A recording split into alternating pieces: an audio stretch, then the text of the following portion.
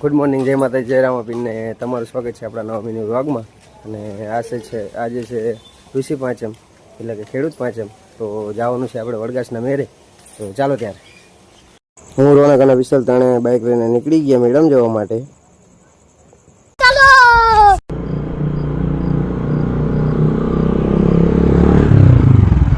આપણે વડગાસના મેળામાં એન્ટર થઈ ગયા અને હજુ સુધી કોઈ બહુ પબ્લિક આવ્યું નહોતું, કારણ કે સૌની પહેલાં જ આપણી એન્ટ્રી થઈ ગઈ હતી.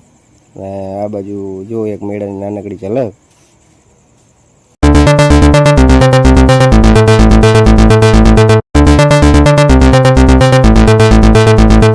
બાઇક લઈને અમે કરી નાખ્યું પાછું વિરંગમ જવાનો પ્લાન. તો વાયા થોડી થઈ ડુમાણા થઈને અમે નીકળી ગયા વિરંગમ જવા માટે. ફાઇનલી આપણે વિરંગમ પહોંચી ગયા અને લાગી ગઈ છે ભૂખ. તો જવાનું છે જમવા. આવી ગયા મનુ કાકાની લોજે.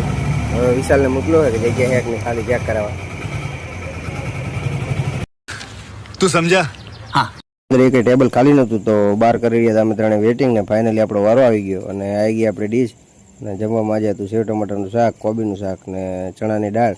તો કરી નાખ્યું ત્રણેય ખાવાનું ચાલુ. ત્યાંથી અમે આવી ગયા કિશોરભાઈ એટલે કે ધીરુભાઈ તજાવારીને ત્યાં. અને ત્યાં નોમના દિવસે આપણે ચડાવવાની હતી રામાપીરનો નેજો, તો એનો ઓર્ડર આપવાનો હતો. ત્યાંથી આપણે આવી ગયા ગોલવાડી દરવાજાની બહાર અને ત્યાં હતા વિજય ચોકના ગણપત દાદા. તો એની એક ઝાંખી તમને દર્શન કરાવું.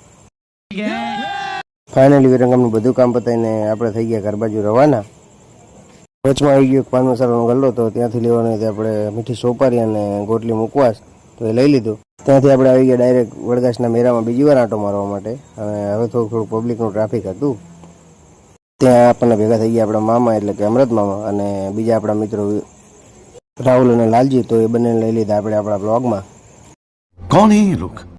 અને ત્યાંથી આપણે આવી ગયા મંદિરે દર્શન કરવા માટે. હાથે મંદિરમાંથી દેખાતો મેળાનો નજારો. અને એક બાજુ આપણે કરવાના હતા નારસંગાવીના દર્શન.